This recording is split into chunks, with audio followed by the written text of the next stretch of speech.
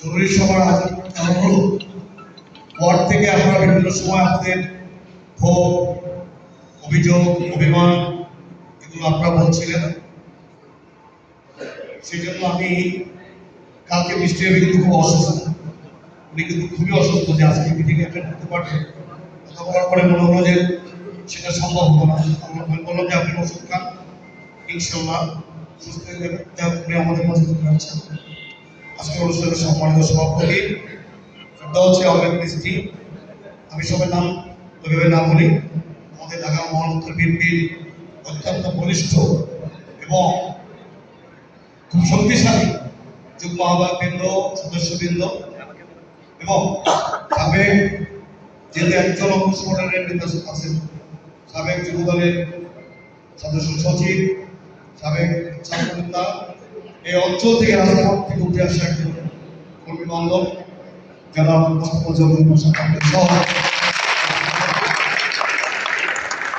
বক্তব্য রাখলেন, আমার উপর আপনি রাগ করেন না। আমি একটু সবসময় আপনাদেরকে কিন্তু সুন্দর করে কথা বলি, আবার একটু মানে কড়া কথা বলি। আপনারা বক্তব্য রাখলেন, তুলি আপনি যদি নির্বাচিত হতে চান, রাখছেন নাম বলুন, তুলি আপনি যদি বিজয়ী হতে চান, নির্বাচিত হতে চান, আপনার এটা করতে হবে। এটা কোনো বিএনপির নেতার আপনার দায়িত্বশীল। এই অঞ্চলে আমি 93 ওই সময় থেকে রাজনীতির নেতা কর্মী হিসেবে আমি দেখে দেখে আসছি। ওয়ার্ডের সভাপতি সেক্রেটারি কারা হয়েছে এটা আমি অনেকবার বলেছি, আপনারাও আছেন। আপনারা ইতিহাসে খুঁজবেন আগে কারা কারা এই একটা ওয়ার্ডে তারা সভাপতি সেক্রেটারি ছিল, তাদের সামাজিক অবস্থান কি ছিল, তাদের দলের জন্য তাদের কন্ট্রিবিউশন কি ছিল। আপনারা বলেন তো, এই যে নির্বাচন আসছে, এই ভদ্র মহিলাকে, এই আমাদের নেত্রীকে তারেক রহমান সাহেব যে এখানে পাঠালেন, আপনারা বলেন তো বুকে অন্তর থেকে কি কি করছেন এই বলুন, বলেন আচ্ছা কে বলেন পারবেন? কেউ কিছু করেন। এই পাবেল সাহেব কতগুলো প্রোগ্রাম অ্যারেঞ্জ করছে, আপনার সেখানে অংশগ্রহণ করছে। এটা কি নির্বাচনের কাজ? ঢাকা শহর আসনে যান, একটা থানা সভাপতির দায়িত্ব কি? যে ওয়ার্ডকে কনভিন্স করে ওয়ার্ডের নেতাদের সঙ্গে বসে এটা কি তুলে শিখিয়ে দেবে? দেখেন তাদের ভোট কেন্দ্রে কারা কারা পুলিং এজেন্ট হবে সেটাও কিন্তু রিহার্সাল হচ্ছে, সেটাও কমপ্লিট হয়ে গেছে।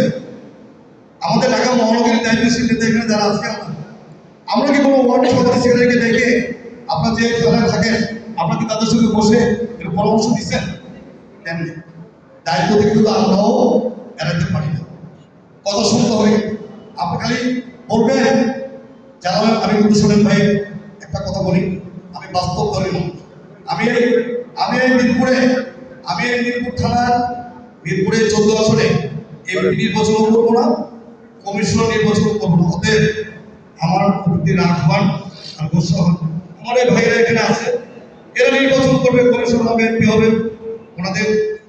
আমি সত্য কথা বলবো না, আপনি রাগ করেন আর কাছে কেউ কি পেস্ট লাগাইছেন যে তুলে বুকে এত ভালোবাসেন? উনি কি ধানের শেষের প্রার্থী না?